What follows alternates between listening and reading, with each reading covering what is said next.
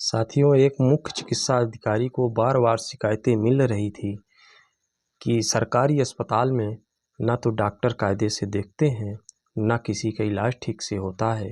Doctor न time से पहुंचते हैं, आते भी हैं तो किसी को कायदे से नहीं देखते हैं और जो दवाइयाँ देते हैं वो बाहर के लिख देते हैं, अस्पताल से कुछ दवाइयाँ नहीं मिलती। इसी के सर्वेक्षण के लिए मुख्य चिकित्सा अधिकारी प्लान बनाती हैं और अस्पताल में पहुंचती हैं। साथियों, जब अस्पताल में पहुंचती हैं तो वह घूंघट में होती हैं, चूँकि महिला चिकित्सा अधिकारी थीं। अस्पताल में जाती हैं, मास्क लगाई हुई हैं, लाइन में लगती हैं। साथियों, लाइन में लगकर पर्ची कटाने जाती हैं। साथियों नमस्कार, मैं सुनील सिंह आपको अपने यूट्यूब चैनल पे स्वागत करता हूं। मित्रों, बहुत ही भावुक और प्रेरणादायक स्टोरी है। साथियों, थोड़ा सा टाइम देके इसको सुनिएगा और एक निवेदन है कि चैनल को लाइक और सब्सक्राइब कर दीजिएगा। मित्रों, जब चिकित्सा अधिकारी लाइन में लगकर पर्ची कटाने जाती हैं, पर्ची कटाती हैं, पर्ची कटाने के बाद क्या देखती हैं कि एक डॉक्टर साहब बैठे हुए हैं और मरीजों को वहीं से डांट फटकार रहे हैं। किसी को कहते हैं कि चले जाते हैं मुंह उठाए। कोई महिला अपने बच्चे को दिखाने आती है, निवेदन करती है कि बाबूजी मेरे पास पैसे नहीं हैं, साहब मेरे बेटा आज 15 दिन से बीमार है। डॉक्टर साहब उसको दवा बाहर की लिख देते हैं। महिला बहुत अनुग्रह करती है। वहाँ से महिला डॉक्टर साहब पर्ची में लिख देते हैं। जैसे ही निकलती है, यह लेडी जो चिकित्सा अधिकारी थी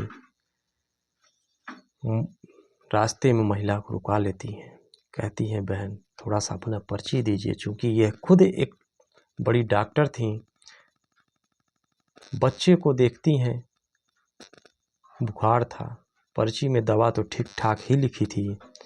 महिला को कुछ पैसे दे देती हैं, कहती हैं बहन जाओ दवा ले लेना। वह महिला वहाँ से निकल जाती है। डॉक्टर साहब का यह रवैया देख के बहुत ही अचंभित होती हैं वह मुख्य चिकित्सा अधिकारी जो थी। जैसे ही उन डॉक्टर साहब के नज़दीक पहुँचती हैं तो एकदम अचंभित सी हो जाती हैं। साथियों, क्योंकि वह डॉक्टर साहब कोई और नहीं, उन्हीं के तलाकशुदा पति थे। साथियों, अब जब उनके पास पहुंचती हैं तो पर्ची देती हैं, कहती हैं सर मुझे कुछ दिन से बुखार लगी रहती है। तो डॉक्टर साहब उस पर्ची में कुछ जल्दी लिख लेते हैं। लिखने के बाद कहते हैं दवा बाहर ले लेना। जो मुख्य चिकित्सा अधिकारी हैं बिल्कुल अपना जैसे ही बाहर के लिए कहते हैं अपना मास्क उतार देती हैं। डॉक्टर साहब पसीना पसीना हो जाते हैं। वो जब देखते हैं कि अरे ये तो मुख्य चिकित्सा अधिकारी सीएमओ साहब आ गई हैं। अब वो पसीना पसीना हो गए। साथियों, और वो देखते हैं कि ये तो मेरी पत्नी भी थी। अब उनको कुछ समझ में नहीं आया। जो महिला चिकित्सा अधिकारी थी साथियों, ये सारी घटना को एक कैमरे में रिकॉर्ड भी की थी। चूँकि इनको बहुत ज़्यादा शिकायत मिल रही थी डॉक्टर के खिलाफ। डॉक्टर किसी को कुछ नहीं देखता था, न ठीक से अस्पताल पहुंचता था। जो और भी स्टाफ थे, जब डॉक्टर ही मुखिया ही लापरवाह थे तो स्टाफ भी लापरवाह थे। साथियों, जो महिला चिकित्सा अधिकारी थी वो समझाती हैं डॉक्टर को। डॉक्टर गिड़गिड़ाने लगते हैं तो कहती हैं अगर इनके पास पैसे होते तो तुम्हारे पास आते। ये बेचारे गरीब और बेसहारा हैं, ये तुमसे इलाज कराने आते हैं और तुम इनको लताड़ कर भगाते हो। कैसे तुम डॉक्टर हो? यही दुर्दशा तुमने मेरी भी की थी, मुझे भी अपने घर से भगा दिया था। साथियों, डॉक्टर को डांटती फटकारती है। डांटने के बाद वह सीधा अपने बंगले की तरफ निकल जाती हैं। साथियों, और डॉक्टर को चेतावनी देके जाती हैं कि तुम्हें मैं छोड़ूंगी नहीं। तुमने इन गरीबों और बेसहारा लोगों के साथ बहुत गलत किया है। जो मुझे शिकायतें मिल रही थी मैंने उसको अपने आँखों से देख भी लिया। अब मैं तुम्हें नहीं छोड़ूंगी। साथियों, वहाँ जाती हैं। जाने के बाद डॉक्टर के खिलाफ कार्रवाई करने के लिए प्रस्ताव तैयार किया जाता है। डॉक्टर साहब भागे भागे चिकित्सा अधिकारी के बंगले में जाते हैं, हाथ पैर मिन्नतें करते हैं, लेकिन चिकित्सा अधिकारी जो थी बहुत तेज तर्रार थी साथियों। वो एक भी मानने के लिए नहीं तैयार होती। उनका कहना था कि जो ये गरीबों के साथ कर रहा है वही तो मेरे साथ भी किया था। मैं तो संतुष्ट हो गई थी कि चलो जो मेरे साथ किया, मेरे साथ जैसा भी किया, लेकिन इन गरीबों और बेसहारों के साथ इसने बहुत ही अन्याय किया। शासन इसको पैसे देती है लेकिन ये पैसे साले डकार जाते हैं।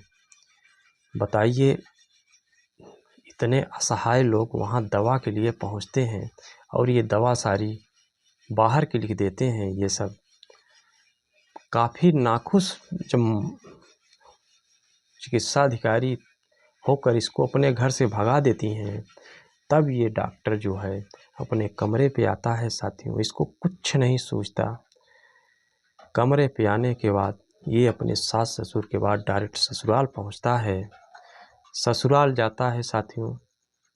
ससुराल के जाने के बाद अपने सास ससुर के पैरों पे गिर जाता है, काफ़ी मिन्नतें करता है साथियों। मिन्नतें करने के बाद यह अपने सास ससुर को लेकर उन्हीं चिकित्सा अधिकारी के पास पहुंचता है जो उनकी बेटी होती हैं। वो लोग कहते हैं बेटा चलो तुम्हारा पति है, जो गलतियां हुई ठीक है लेकिन इसको माफ़ कर दो। लेकिन जो चिकित्सा अधिकारी थी बहुत तेज तर्राट होती हैं साथियों। उन्होंने इसको सस्पेंड कर दिया था 6 महीने के लिए साथियों। उसने कहा कि अब ये घर बैठे और आराम करें या तो अपनी खुद की ये क्लिनिक खोलें। जो व्यवहार इन्होंने मरीजों के साथ किया है मैं बिल्कुल अक्षम्य है, मैं इसको माफ़ नहीं करूँगी। साथियों, अब उनके घर के चक्कर काटने लगता है। ये अपने रिलेशन के लोगों को लेके जाता है उनके पास, तमाम सिफारिशें करता है लेकिन कुछ नहीं चलता डॉक्टर के आगे। साथियों, अब ये बीच बीच में उनके यहाँ पहुँचता है, मिन्नतें करता रहता है लेकिन कुछ नहीं। कुछ दिन बीतता है साथियों। जो चिकित्सा अधिकारी के माता पिता भी थे वो भी बेटी को समझाते हैं कि बेटा जो भी हुआ अब तुमने उसको काफ़ी दंड दे दिया है, अब वो तुम्हारा पति है, तुम एक बार उसको सुधरने का मौका दे दो। साथियों, जब कई बार डॉक्टर आता जाता रहता है तो थोड़ा सा डॉक्टर साहब जो चिकित्सा अधिकारी थे उनके मन में ये विचार आता है कि अगर इस आदमी को अपने गलतियों पे पछतावा हो जाए तो इसको एक बार सुधरने का मौका दिया जा सकता है। लेकिन है तो ये बहुत उदंड आदमी। इन्होंने मेरे साथ जो हरकत की थी, मुझे अपने घर से निकाला था, अब भी ये सुधरा नहीं है। लेकिन अगर इसको सुधरने के लिए अगर इस पश्चाताप कर रहा है तो चलो इसको मौका दिया जाएगा। डॉक्टर जब बीच बीच वहाँ पहुँचता है, अपने सास ससुर से भी मिन्नतें करता है, तो उसके जो सास ससुर होते हैं बेटी को समझाते हैं कि बेटा ये ज़िंदगी है, गलतियाँ होती रहती हैं, लेकिन एक मौके तो मिलने चाहिए। साथियों, मुख्य चिकित्सा अधिकारी अपने माता पिता की बातों को समझती हैं, कहती हैं चलो ठीक है मैं इसको मौका तो दूंगी, लेकिन अगर पुनः शिकायत आई तो मैं इसको ऐसे सज़ा दूंगी कि ज़िंदगी भर ये डॉक्टर मरीज देखने लायक नहीं रहेगा। साथियों, इसको वार्निंग देके पुनः बहाल कर देती हैं डॉक्टर साहब और ये पुनः मरीजों को देखने लगता है। साथियों, मरीजों को देखने के साथ साथ ये जो चिकित्सा अधिकारी हैं उनके घर आने जाने लगता है। साथियों, कुछ दिनों बाद दोनों में आपसी लगाव हो जाता है और दोनों परिवार एक होने की स्थिति में पुनः आ जाते हैं साथियों।